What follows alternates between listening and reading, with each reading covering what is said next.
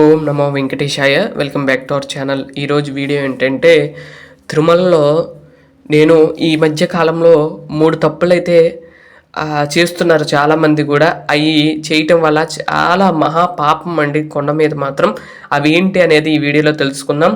ముందుగా అయితే నా వీడియోని చివరి వరకు చూసి దయచేసి లైక్ చేయండి. మీరు లైక్ చేయడం వల్ల ఈ వీడియోలు మరికొందరికి వెళ్తాయి కాబట్టి దయచేసి లైక్ చేయవలసిందిగా కోరుకుంటున్నాను.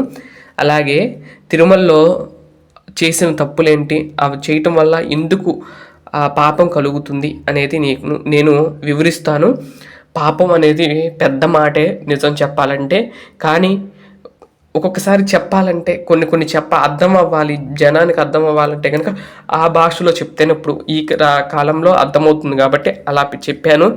మొట్టమొదటిది స్వామివారి కొండ మీద చేయకూడని తప్పు.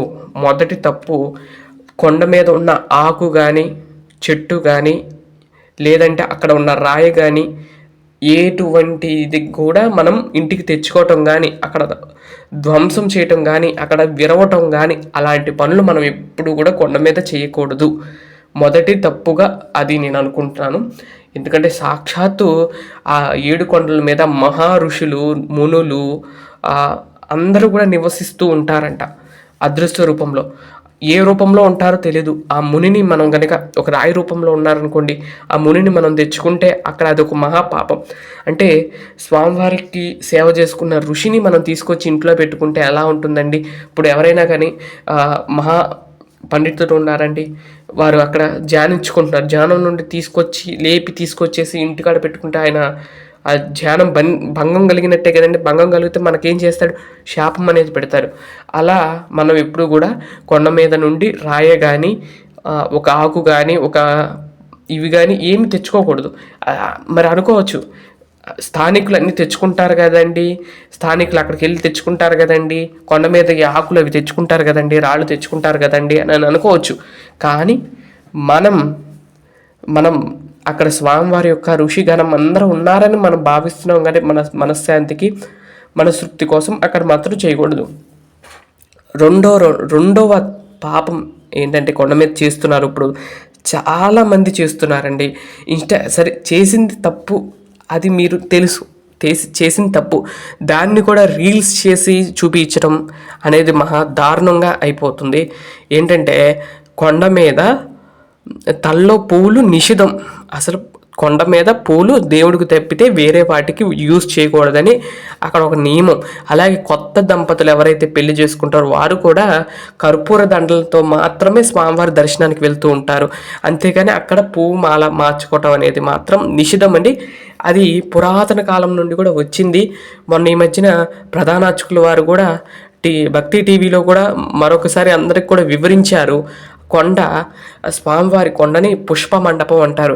ఇక్కడ పూచే ప్రతి పువ్వు స్వామివారి సేవ కోసమేనని అక్కడ నియమించుకున్నారు. కాబట్టి ఆ నియమం ప్రకారం మనం కొండ మీద పూలు అనేది ధరించకూడదు. ఎప్పుడైనా సరే మీరు వెళ్ళినప్పుడు అమ్ముతారు కదండి అనుకోవచ్చు. వాళ్ళు పొట్టకూతి కోసం వాళ్ళు అమ్ముతున్నారు. సరే, కొన్నా కానీ మీరు అక్కడ వరాహస్వామి గుళ్ళోనో లేదంటే కొండ మీద ఉన్న ఆలయాల్లోనో, చిన్న ఆలయాలు ఉంటాయి కదండి, అక్కడో ఇక్కడో సమర్పిస్తే చాలు, అదొక తృప్తి.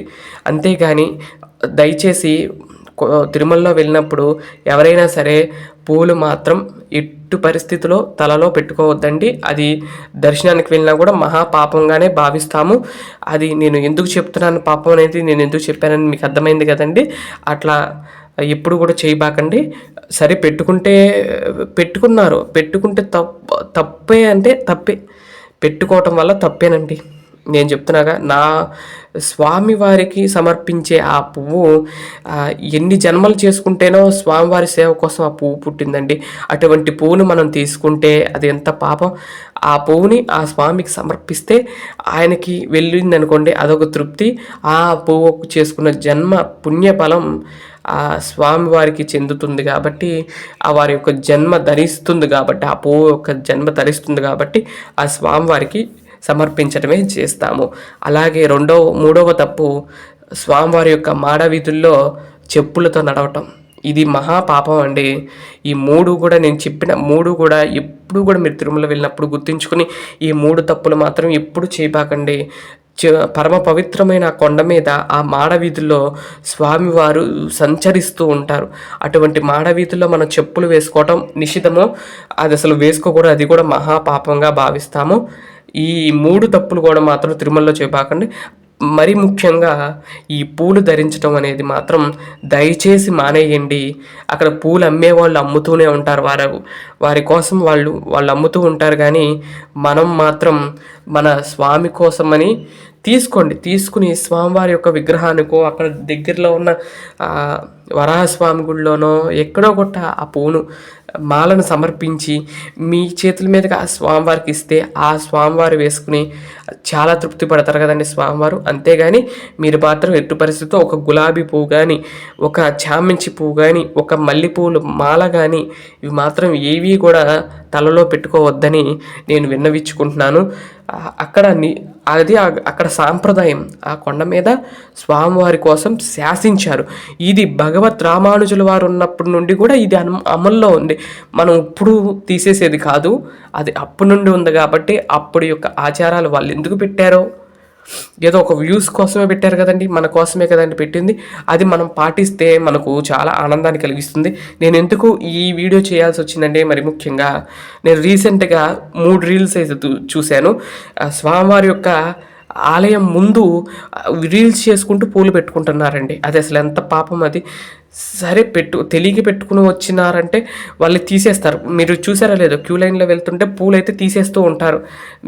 ఇక్కడ మన గర్భాలయం ముందుకు వెళ్ళంగానే పూలన్నీ కూడా తీసేస్తారు. తలలో ఉన్న పూలన్నీ తీసేయమంటారు.